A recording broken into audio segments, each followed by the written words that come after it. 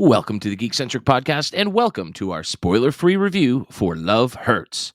No matter how hard you try, you can't break up with your past. You know, speaking of exes, I don't have any. I have Ys. As in, why the hell did I date that person?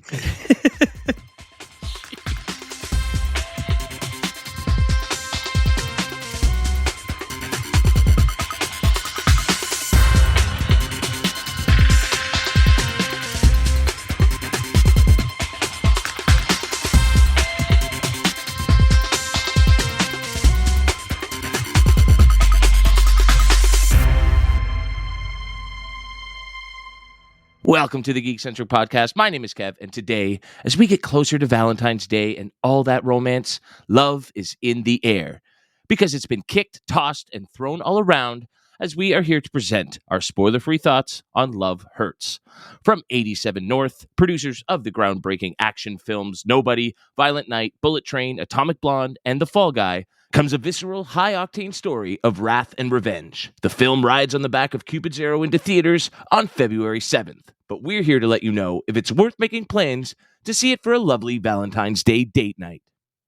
We'll have to send a dozen roses to our friends at Universal Pictures Canada for this advanced screening. Tonight, I am joined by two gentlemen I love with all my heart. The only reason I won't ask either of them to be my Valentine is because I simply couldn't choose between the two of them.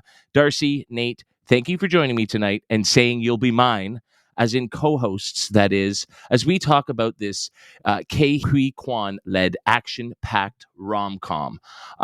Speaking of K, how cool is it to see a movie with this guy front and center on all of the promotional material? On his Instagram, there's like a picture of him in Times Square with massive billboards of him front and center. In my opinion, he's like the best Hollywood story of the last decade. I'm so happy for the guy, Kevin. I'm just like...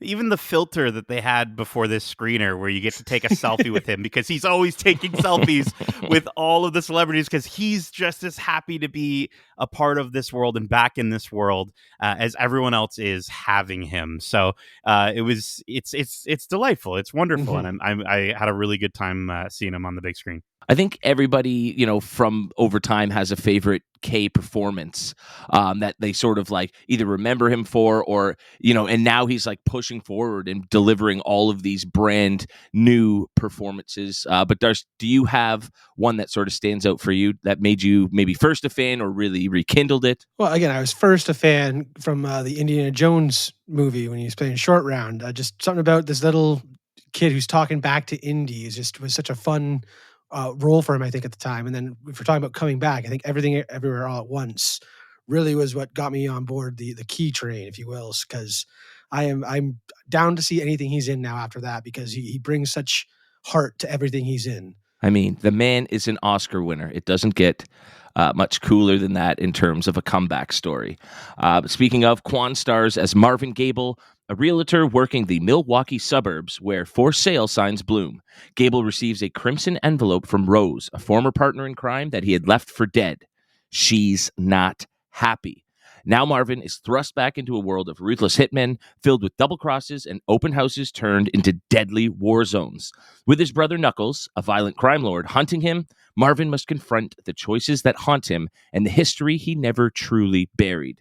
The film features a killer soundtrack, an impressive and diverse cast that includes Oscar winner Ariana DeBose, Daniel Wu, former NFL running back and Super Bowl champion Marshawn Beast Mode Lynch, Mustafa Shakir, Leo Tipton, Reese Darby, Andre Erickson, and Sean Astin.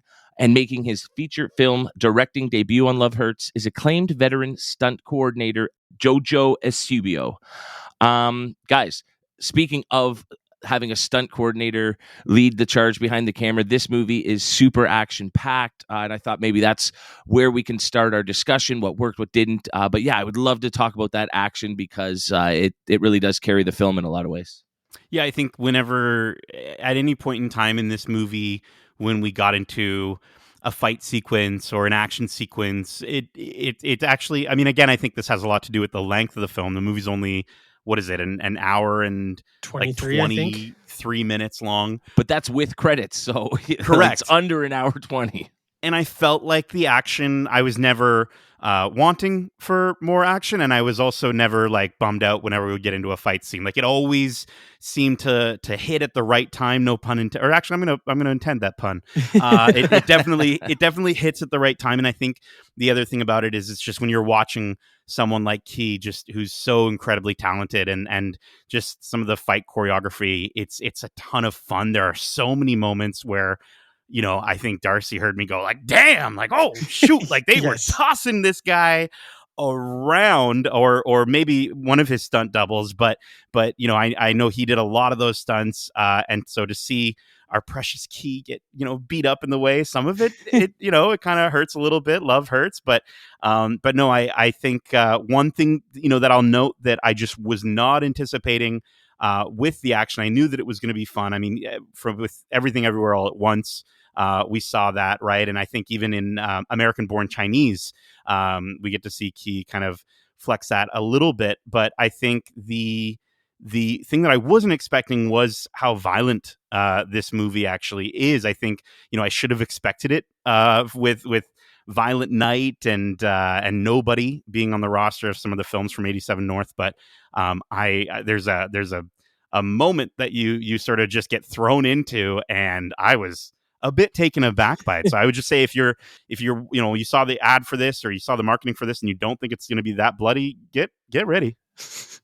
Yeah, no, the action, again, anything 87 North seems to produce seems to be like a love letter to everything stunt related, because they pay so much attention to these action scenes and the choreography and everything about it. And this one definitely follows that trend. And with a lot of the action at times, the fight scenes feel very, because it's so karate kung fu oriented and hand-to-hand combat, there is a lot of wire work where you can tell some of these hits are being emphasized by a couple guys pulling a wire in the other direction. So it's really cool to see like that, again, the love letter to that type of action being told in this day and age. And again, Kihei Quan as the lead star is always fun to follow through these fight scenes. Again, you can tell he has a lot of heart and hand. He has a big hand in putting these fight scenes together to make them so lively and fun. Absolutely. I mean, I think fun is the key word here. While it does get incredibly violent at times, there's also some really like funny, spoofy action moments. And I think there's a weird balance of that throughout the film, where one moment you're laughing and then the next, like you said, Nate, you're just like, oh my God. And it's interesting for a movie like this, like trying to figure out maybe who the main demographic or target audience would be. And we suggested a nice romantic date night out, because there are themes of love, and it's very centered on Valentine's Day.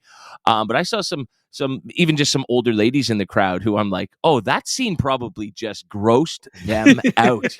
They're here to see their beloved little Kay, and then all of a sudden they're just like getting a screen full of sheer violence. But it was all done so well, and like you said, Darsh, with this sort of affection for action movies that have come before it. And I think one of the other really strong points of the film comes from the performances, not just from the action side, but from getting to relate to and appreciate these characters over the course of the movie. There's some really fun standout performances. Yeah, I think the best part about this, and we keep bringing up the word fun, is that you can tell this entire cast had such a blast making this movie, and that's always really fun to see. You know what I mean? Like I haven't heard any stories about anyone on this set like not enjoying themselves, and it just, I don't know, their energy was there. I think obviously we talked a little bit about him already, but Ke Huy Quan does such a great job. He's like immediately endearing, because of course he is. He's an endearing person just on his own. But the character of Marvin Gable is for me, I just felt was a lot of fun and sort of kooky. He keeps to himself. He's found this life that he really loves, but he's got a dark past, and it's just all those little elements that, like, I don't know. I don't think they ever got too incredibly deep with any of these characters, but there's enough there for you just to sort of say, well, I want to learn a little bit more about them as they go along. And I thought Key did an excellent job as a leading man. Like it's one of those things where we haven't gotten to really see him fully in the lead, or at least I haven't seen him fully in the lead in a project.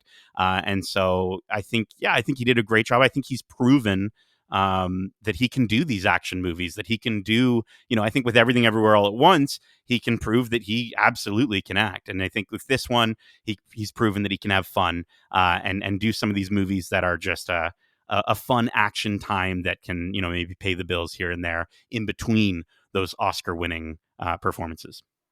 For sure. If you're a fan of Kihei Kwan, you're going to enjoy his performance in this movie because he just brings so much of who he is to this character to make him so likable.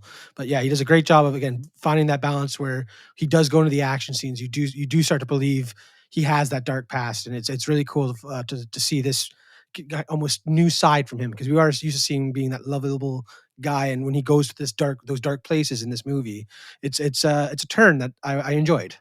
And I mean, obviously, this is a key-driven vehicle. This is like almost a movie that was made for him, so he could be that leading man. He could finally be front and center on the poster and drive a story.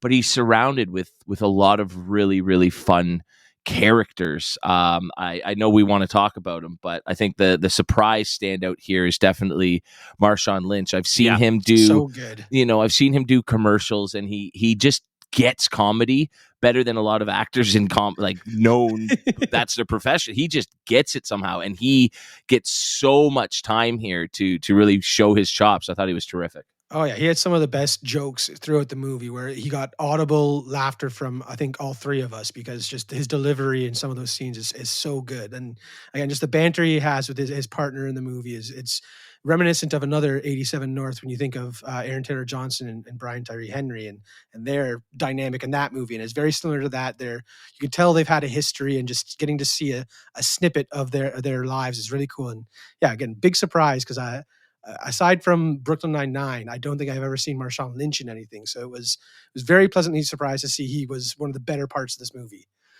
Yeah, I think it's him and Andre Erickson, who I'm not too familiar with. Andre Erickson, I think, it's a bit tricky when you put Andre Erickson and Marshawn Lynch in the same scene together. I think they had great chemistry together. There's definitely a few laughs, but Marshawn Lynch, he's the guy that you're watching in those sequences. And yeah, hearing him yell beast mode before he goes into an attack was awesome. And just getting to sort of, get to see him bringing a lot of himself into this role as well was a lot of fun. You could tell that they weren't taking things too seriously on set, and they were able to have a laugh and some quips here and there. I want to talk about Ariana DeBose. She's Rose. She's Rose Carlisle. She is the other side to Ke Huy Quan's Marvin Gable. She's, it's interesting. She's a love interest, but she's not the damsel in distress or the character, the romantic interest. She very much is sort of the badass who seems to sort of carry a lot of the momentum forward for the film. I think she's having, again, she is also having so much fun in this role, and I love seeing Ariana DeBose in a range of different roles. And I think she's been in a lot of movies that haven't hit, and she's been in a lot of roles that definitely have hit for her. And so for this to be able to jump into an action film and also be able to show off her action chops as well was really, really cool. And I thought she did a great job. Yeah, I thought it was a fun performance in that this won't go near the top of her resume in terms of acting performance and bringing gravitas to something. But I think it was a chance for her to sort of chew the scenery a bit and really get into this exaggerated character that a typical movie wouldn't allow her to do. So like you said, Nate, it was a palpable energy that she brought where she's like, oh, I'm going to say the hell out of this line and just like chew it all up. And that was a lot of fun. Obviously there's on top of Marshawn Lynch, there's another celebrity cameo that we won't spoil here. But it did Canada proud, and it does end up being a lot of fun. I was almost a little like, oh no, where's this going to go? But a lot of the elements of the movie, there was just enough of it to work without overstaying its welcome, and sort of going too far.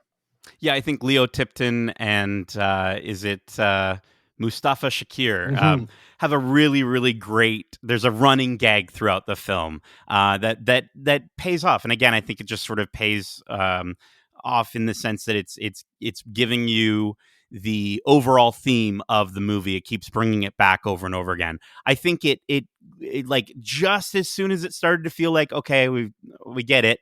They were confident enough to move forward with that part of the story, and I thought that was really well done. Like I think a lot of movies, and I think I guess recency bias, but Mufasa the Lion King keeps coming up, right? And it was by the ninth time we're going back to seeing Timon and Pumbaa making a joke and farting around and stuff like that. You're like, okay, I'm tired of this. They didn't do that with these characters, and I thought that was really, really smart, and I think they did a great job as well. Mhm. Again, I just think this whole cast did a fantastic job. I have one hang up, but I'm going to let you guys keep going here until I get to that. Well, before we get into something that didn't quite work, I will say one person, one character, one actor that wasn't almost given enough to do, in my opinion, because I like when Yes. they're on screen, is Rhys Darby. I don't think that character Mhm. was quite utilized well enough or even just enough. It was almost like, oh, that was it. So that would be my one hang up in terms of misused cast. I'd have to agree with you there because again, he's such a big presence to bring to a film. He's usually loud and recognizable and stuff like that. In this movie, he's almost very subdued, and it's almost like they could have gotten anyone else to play this part, and we wouldn't it would have had the same impact almost. So it's a bit disappointing because again, I'm a huge fan of Rhys Darby as well. Yeah, it almost makes you wonder if there was something with his character cut or removed from the film. I think he's definitely, as far as the plot is concerned, he's a very important character. So yeah, I actually agree with you both of you there. Like, nothing wrong with his performance. He was funny for the moments that we had him, and he was very Rhys Darby for the moments we had him. But yeah, I would have liked more of him for sure.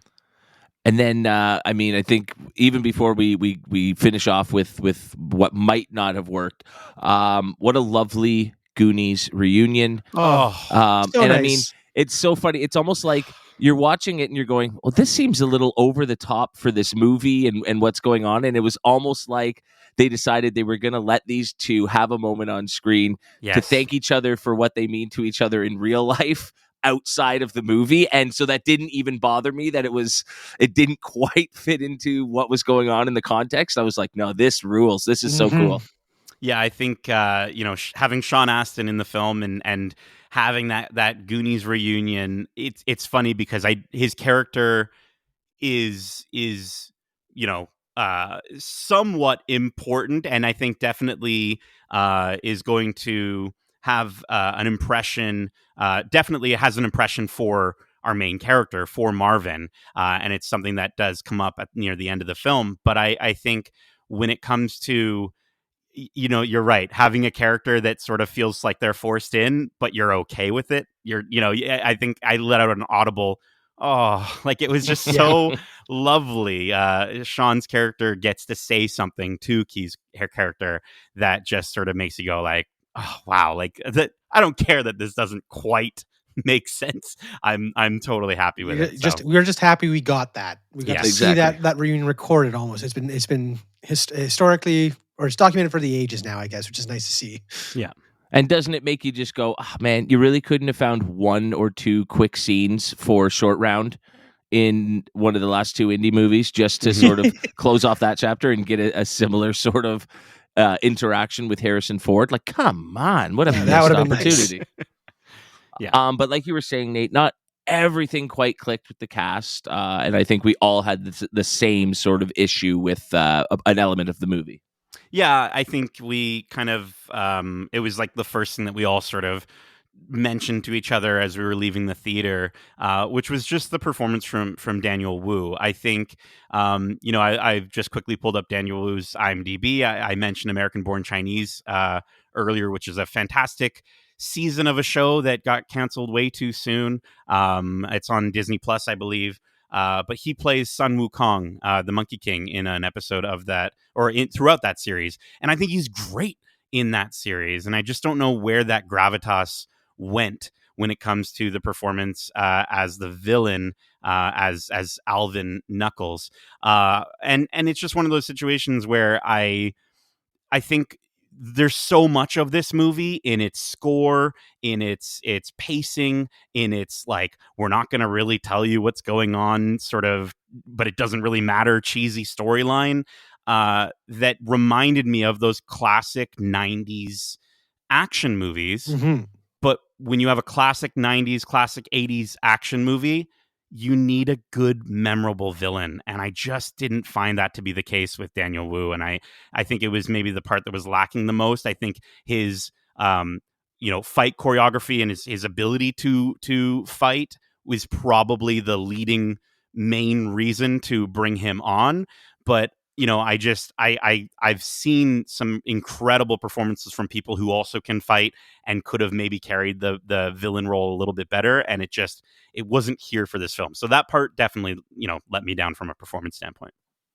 Yeah, I have to agree with you there. Again, it's like you said, you need a memorable villain for one of these cheesy, kind of over the top action movies, and he just kind of felt a bit flat, and just some of those moments when he's meant to feel intimidating, it just wasn't coming across as intimidating as it should be. And I think that also boils down to like one of his underlings too, and Cam Gigandet. I don't know how to say his name, but he plays Knuckles' underling, and it's very similar. Where it's just he's trying to go for this intimidating, imposing character, and I wasn't really buying it at times. And it's again, when you're watching these kind of cheesy, schlocky movies, you want some ham to really chew on, I guess, and we just don't get that, unfortunately, from the villains. Yeah, I mean, outside of Marshawn Lynch, yes. I think. Yeah. It's almost like the opposite of Ariana in that, we get to see her flex some action chops we didn't know that were there. And then she really chewed into that, like bit into that idea of being this over the top character. Daniel maybe missed that memo and was like, but we got what we expected in terms of the action, and it delivered, but there wasn't anything on top of that to sort of take that performance to the next level and meet some of his co-stars who were almost in a different movie or so it felt. Yeah, he does scary things, but I wasn't scared by him, if that makes sense. Yeah, they almost have to force those situations instead of making them a payoff to a character that you do fear and sense this amount of respect for or whatnot. Yep. But you did mention, the storyline as complex as they almost try to make it with sort of some of the mysteries throughout. It is at its heart, just a cheesy action movie storyline that doesn't matter nearly as much as the fun and the action and the performances that you're having. But did that work for you as well as some of the other elements of the film? Yeah, I think that it's interesting. I think it works for it and against it, right? It's one of those things where this movie, the elements that are going to be memorable are going to be its cast, and I think when we look at previous films from 87 North, I remember so much more of Nobody, or even more recently, like The Fall Guy. I think for me is something that will be so much more memorable for myself and for a lot of people, just in terms of it achieving what it wanted to achieve. But that said, this is still worth seeing. I think this is still worth seeing in a theater. I think the storyline, again, is just one of those things where it doesn't have to be complex. It doesn't have to go to those deep places. And if it's a little silly, it's a little silly, and nobody really cares. As far as the movie as a whole, because of the plot, because of the sort of the simplistic nature of it, I just don't know if it's going to be as memorable as some of those other projects within this production's wheelhouse.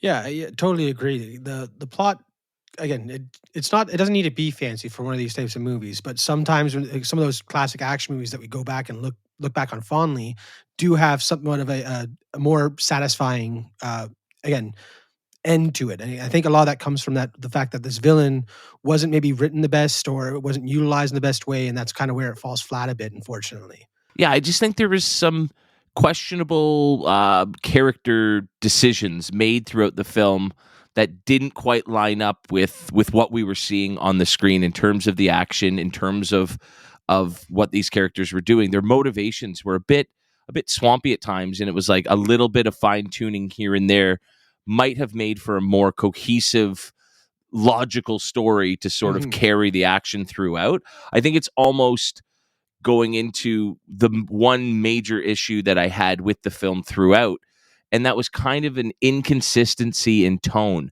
I'm just not quite sure if this film really knew what it was either trying to be or what it should have been. Because for me, the parts of the movie that worked the best when it was teetering on the verge of parody. It was in a loving way almost making fun of these action movies. It was certainly making fun of romantic comedies. And it did that in a successful way. But when at just as soon as it was like getting really jokey and trying to poke fun at it, it tried to take itself very, very seriously and do something drastic that you would see in a far more serious toned movie. And so I just kind of found it was going up and down in terms of what it was trying to be. Like Silent Night is this like bloody kick-ass action comedy all the way through. It knows what it is. Nobody is like, what would happen if John Wick retired? Well, he'd defend his family and kick some ass, and that's just all you need to know. This one, I'm like, was it supposed to be a romantic comedy with action? Was it supposed to be an action movie with a little bit of romance? I didn't find that it vibed entirely consistently throughout. And so that was the only element that sort of took me out of it, aside from the great action and the great performances, was just a bit of tonal inconsistency. Yeah, I'm hoping with Key's more recent popularity and kind of showing up in a bunch of stuff, that I'm hoping that people will show up for it. I mean, the movie is it's the second least expensive film that they've put out, with a budget of 18 million, where nobody was 16. So I let's at least get it there. I think it will. I mean, we had a pretty stacked. This was a promo screening that we were at. There was quite a few people there. I think honestly, if you're just want to go for a fun popcorn movie, enjoy your Valentine's Day, go for it. But I know for myself, as much as I enjoyed the cast and I enjoyed the performances, like I do want to watch The Fall Guy again. I'd watch Nobody again. I don't know if I would necessarily be in too big of a rush to watch Love Hurts again. Well, speaking of, why don't we wrap things up here and sort of give our final scores, share with the audience whether we think this is a worthwhile trip to the cinemas. I think we should rank this movie on a scale of 1 to 5 Bloody Valentines. Oh. Yeah, I guess I'll start. Again, this movie's a lot of fun. The action and the comedy and performances really carry a lot of it, and it had me enjoying my time with this movie. Whereas the story, again, you're not going for a story in this movie. I do agree with what you said, though, Nate. This is a perfect movie to go see in the theaters for one of those popcorn movies like you're talking about. It's just a fun time, which is really all you can ask for from something like this. Kihei Quan does a great job of making you want to follow the story of Marvin Gable and see him through all these action scenes. And I think that's enough for people to get out there and go see this. But again, that story really is where it falls flat. So I think I'll give this one 3.5 out of 5 Bloody Valentines. Yeah, I like that. I think this movie, it's interesting because I going into this, I was like, this is either going to be a fine movie or it's going to be absolutely terrible. And I'm so happy that it's not terrible. You're not going to leave this movie upset. You're not going to leave this movie mad. You're going to leave this movie giggling and you had a good time, and maybe your tummy hurts because you ate a bit of too much popcorn on your hot dog or whatever. But I think this is going to be something that you should go see, maybe not with like a family, but definitely your friends. And I do think it's a great date movie. And I also just, shout out to the fact that it is really wholeheartedly a Valentine's Day movie. I think the theme of love is imbued in every single character in this movie in different ways, whether that be familial love, whether that be love that's gone stale or needs to be rekindled or what have you. I think it does a really good job of at least sticking to that theme. I think this movie could have completely just face planted, and it absolutely doesn't. I think it does land most of the kicks that it's going for. But I think, that plot line, and I just think for me, it comes down to memorability with this film of how much am I really going to be thinking about this movie in the future. And so for me, I'm also at a 3.5 Bloody Valentines out of 5. I think you kind of nailed the essence of how the movie works and how it doesn't quite work. But I think near the top of the show, I said I'm really not sure who this movie is for exactly. But maybe that's one of its strengths, is that there's a little bit of something for everybody. Certainly, if you're a Ke Huy Quan fan, go and see this movie. It's his time to shine, and he just embraces it wholeheartedly and has so much fun. And you can just see his dedication to the movie, and it shines through. And so I think no matter what, you're going to leave this movie going, yes, I got to see my boy do something this cool and lead the way. And like, you can kind of be like Sean Astin in the movie, like cheerleading him along. Like, yes, you did it, buddy. This is so cool. And you're going to laugh. You're going to enjoy the action. And so if you just sort of shut your brain off, eat some popcorn, and go see it in a theater and laugh along with everybody, because it did get visceral, fun reactions from the audience. And that's what you want when you go see a movie like this. And I do think that there's enough there to carry it through and be a really fun date night movie, a night out with friends. And I think a lot of different people will get a lot of different little things. The gags that do work throughout the film really, really work and are worth a viewing on their own. And so for that, I'm right there with you. I'm going to give this 3.5 out of 5 Bloody Valentines. Well, that's it for this spoiler-free review of Love Hurts, which kicks, punches, and bear hugs its way into theaters on February 7th.